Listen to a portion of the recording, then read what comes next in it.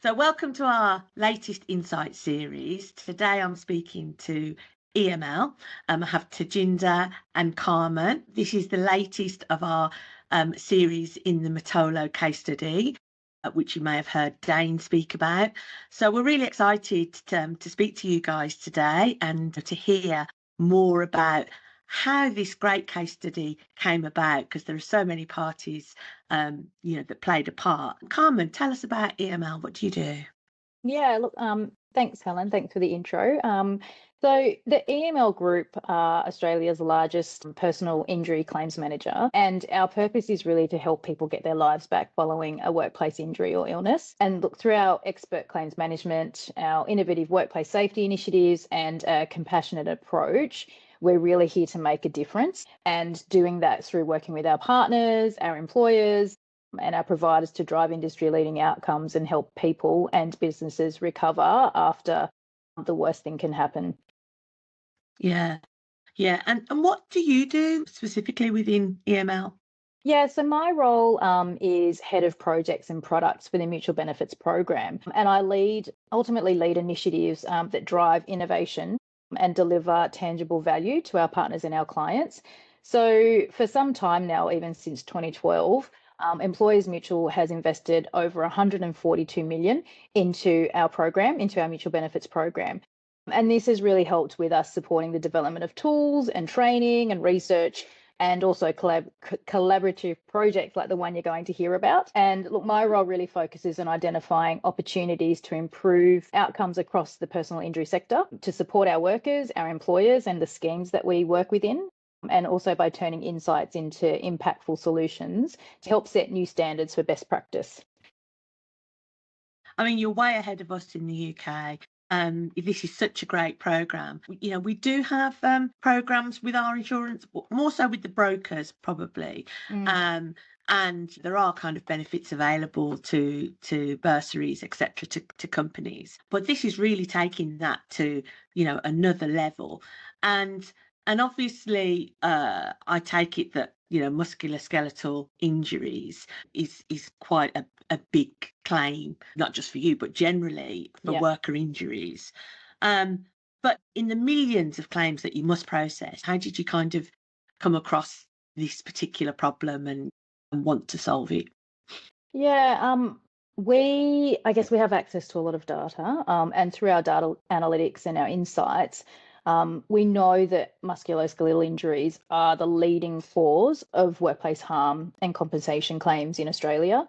If you look into the Safe Work Australia data, the key work health safety statistics report from 2022 to 2023, you can see that over a third of the serious claims have resulted from musculoskeletal injuries, and body stressing injuries mostly as well are the reason for those types of injuries.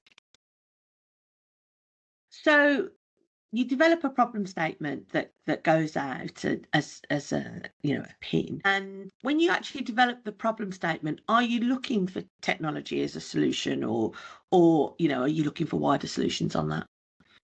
Yeah, so not necessarily just tech solutions. When we look for solutions, our mutual benefits program I guess we engage with all of our provider partners to address the risks that we've identified. And some of the solutions could be tools, they can be training, it could be services, and others could be tech solutions like this one. Right. And so could you tell me a little bit about this kind of innovation network that you have, how it's kind of come together, or is it still developing? No, it's definitely come together. It's the second year we've run it now. And as we sort of mentioned before, our mutual benefits program is really committed to driving innovation and also fostering meaningful collaboration with our provider partners. So the Provider Innovation Network is a bit of a flagship event of ours, and we ultimately unite our industry leading providers, I guess, to spark new ideas and look for those cutting edge solutions, so that we can transform services that sort of align with it from injury prevention all the way through to recovery, for example. So we look to, I guess, create positive change for individuals and workplaces and the communities that we operate within. And the Prudence Modjoul initiative was actually launched through our Provider Innovation Network event. Yeah. Excellent. Moving on to you, TJ. So Prudence Rehab answer the notice and they put together, an idea. And TJ, I believe you're the project manager of this. How well has this project been received? Thank you, Helen. Yes, so I was the project manager for this initiative. So my role was to bring the different stakeholders together, coordinate the implementation, and make sure we stayed focused on our goal, which was to use innovation and technology to make workplaces safer. Regarding this particular project, I think this is quite well received across the EML group. Within EML, it's reaffirmed our commitment to invest in preventative solutions to workplace safety. It's also reinforced the value of a strong partnership where the insurer, the rehab partners, and the technology provider come together to collaborate and look at a complex work health safety challenge and try and solve it in a simple, measurable, practicable way. With the success of this program and the outcomes that we've seen, we are putting this program forward for industry recognition. And that's not to just celebrate the success, but also to highlight how combining smart technology with the right people support can deliver meaningful and lasting improvements in workplace safety. And I think personally, for me as a project manager, the most glowing feedback was from the participating employees at Mitolo, the client. So we had this survey at the end of the program, and we had an overwhelmingly positive feedback to that. Many of them said that using this wearable tech had made a noticeable difference in their daily work, and it helped them build safer work habits. And I think that's fantastic feedback. Yeah, I mean that is great feedback, and we heard the same from Prudence and everybody else throughout the whole story. Really, it's really made a difference to these people's lives. Yeah. I mean, I'm sure from a insurance company, great that the claims will probably go down, but it's really the difference that it's made ultimately, which is the good news in this story. And it's really, I mean, maybe you could talk us through some of those improvements that they've had and the KPIs that were set initially. Okay, so the way this project was set up, we obviously had certain KPIs, but as you said, it was more about helping people with safer movements. To share a few numbers, we saw a 60% reduction in high risk events, which is a bend greater than a 60 degree when they're working, 30% reduction in total bending, and zero time lost injuries across the trial period. And all of this point to the potential risk being reduced in terms of both in terms of the severity of the injury and the frequency of the injury. So while these are KPIs that aren't directly linked to claims, but it ties into the small behavioral shifts which over time can make a meaningful impact to the lives of these people. So with a program like this, using the real-time data with coaching, I think it allows us to intervene early before an injury occurs and becomes a claim. So yeah, that's been the success. And essentially, it was your job to identify the client in this process. So you have a potential solution, you have the backing from Carmen that you can do something. So what made you pick Mitolo? How did you come across this particular client? All right. So we took a very targeted approach when selecting the client for this pilot. Firstly, we looked at our historical claims data to look at clients which had a higher volume and a higher proportion of musculoskeletal injuries compared to industry average. Second was client readiness, and that's both in terms of their leadership engagement and a readiness to trial new approaches to workplace safety. And finally, we looked at the nature of the work being performed. So their operations, Mitolo's operations, involved a lot of repetitive manual tasks in a fast-paced environment. And that made it in like an ideal setting to test this wearable tech and see how we can use the data insights and coaching to reduce injury risks for them. So I think for all of these reasons, Mitolo was a perfect fit. Yeah, and absolutely. And again, certainly what we've kind of been pulling out throughout the story. So you've got your client and you've got your solution provider. And how do you kind of now bring that together within the client to make this project happen now? Take it Mitolo were willing participant in the program? Yes. So I think if we look at how to bring this all together and make this a success, there are a few key enablers that we've identified to support such programs.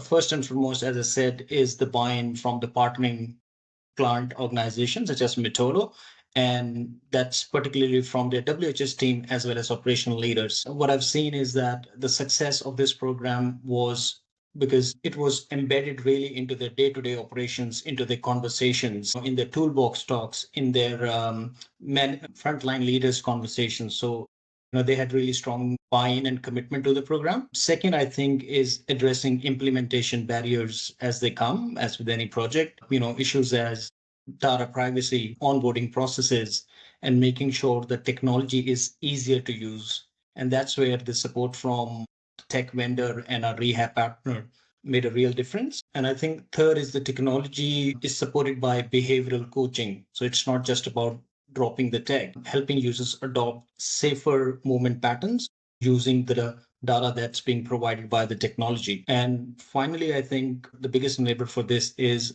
strong project management and funding support from a program like mutual benefits, which is really essential. It allows us to invest into these innovative solutions and help our clients trial these solutions in a low risk, high support environment. And with the right partnerships and the right technology and strong project planning and ongoing support, we see how this can be these programs can be made a success. And it really has been. I mean, from us as a technology accelerator, the biggest success really is people can run a pilot if somebody else is investing in it and, etc. But, Yes. this is going to be upscaled, isn't it? As far as I'm aware, mandatory PPE. I think that'll be the first wearable tech that's been made mandatory. And yeah, I mean, that's amazing results. If the customer is willing to then take on that tech and the whole organisation, including the users, to then implement that. I mean, that's the success of this, isn't it? Because I believe as kind of the original pilot, it wasn't massively expensive. It was quite a small targeted pilot. You've got your pin program. Are you replicating this now? Do you know how many kind of projects do you have going on of similar vein? Yes, absolutely. Given the success of this program, in fact, I must say, Mitolo, the client, they're already looking at a broader rollout of this program across their operations and also looking at additional technology tools like Halo Guard, which is for forklift safety and for providing vital analytics that help monitor driving behaviors. So, yes, they're already looking at that expanded rollout.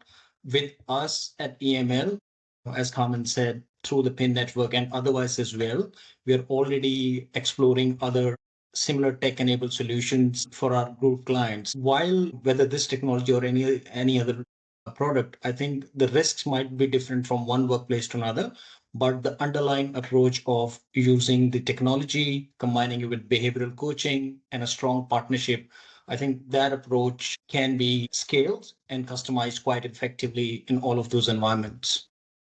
So could we see a time when that solution almost becomes similar to the black box that we see in the motor insurance? Could we be saying, look, here we have a preventative solution, use this and automatically we reduce your premium or whatever? Or by use of technology or these programs, clients will see their premiums coming down as well as the other benefits that they get with their more engaged workforce and safer environments. Could they also see a financial? That's an interesting question. I think that's where it's heading. How soon it will happen, I don't know. I can't predict, but I think we're already seeing those shifts in those mindset. Just like the black box in the motor insurance helps us understand driver behaviors and prevent accidents, wearable tech can provide real-time data insights into how the work's being performed, where the risks are emerging, and then it allows us to intervene early into those situations. So yeah, I think it's going to happen or it's already happening, but it'll be gradual, a gradual improvement. I think we can just kind of wrap up really, and maybe kind of you could both answer this question, but what are the biggest lessons that that you've learned?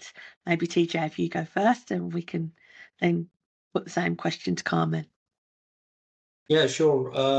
I think personally for me as a project manager, being closely associated with the day-to-day operations, there were a few key lessons. And when I look at the lessons, I'm not just saying things that didn't go well. I'm looking at things that went well and could be repeated, and also things that we could improve the next time we implement the solutions. So for me, the first thing was the time that we invested. And I think in onboarding employees, in making sure they understand the why of this, how they're going to use the tech and how it's going to help them personally. That was the first point, and I think that's really key in setting up this program for success. Secondly, I think the value of a strong partnership where Prudence and Modjoul, both are providers, were like providing ongoing support. So they have given the opportunity to these staff to ask questions, troubleshoot in real time, and provide ongoing support through regular check-ins and coaching sessions. So that was really important to back the technology with the data, with the one-to-one coaching and those that ongoing support. Third, I think one thing we did have, I think, which we could have done differently is in the initial phase when we were setting up the technology, there were some issues in device connectivity because of the local IT protocols. Once that was identified, it was addressed pretty quickly from the project team. And I think the learning for me on that will be maybe bake in some more time into the initial testing phase so that, things run smoothly from day one. So for me personally, it's more the collaboration of how the tech, the behavioral coaching, and the engagement from the client, all three things coming together. And it's just not about giving the tech to the client. It's how you introduce it, you support it, and you provide ongoing support to the people using it. And you, Carmen? I think I'd have to tend to agree with what TJ said. For me, I think it's really been successful because I think the problem statement was framed really well from the outset. And then we had a provider come to us with a piece of technology that was really going to help with the client that we had identified to use the tech and to pilot the technology. I think that was critical. But then I think the most important part was really having engaged stakeholders. So not just having a client who is engaged, highly engaged, and like TJ said, the onboarding process needed to be really clear. I think it was having a really highly engaged provider in Prudence to support us as well and be on the ground and support with that behavioural coaching. And then also having a structured project protocol with TJ leading the project part of it, and making sure that we keep people accountable in terms of measures of success and working through the project. I think it was really great to have Mitolo involved because they were so heavily invested in this project and in its success. And also with Prudence as well. I mean, they were really great at troubleshooting anything that came up, like some of those problems that TJ talked about. So I think it really is about that collaborative approach. And then also, I guess, the commitment from the client in terms of looking at it as an opportunity to address a risk that they have, but now also to scale it more broadly. And like you said, it's something that they're actually willing to invest further in because of the success that they've seen. Yeah. And that is testament to a successful project, as I said earlier. And and how we measure our success here at Safety Tech Accelerator, when we're working with, it's easy to do a pilot, but to get that engagement, to make sure that everybody understands what the tech is doing for them individually is really, I think, one of the successes here is how they engage with the data from the front, and still are. It's a really great story, and I look forward to the opportunity that we get to work together on one of these projects as well in the future. But thanks ever so much for your time today. So we've got yourselves. We're also interviewing Prudence, Modjoul, and Mitolo. So we're going to hand this story out over a while. So really, thanks ever so much for your time today. And as I say, look forward to working with you in the future.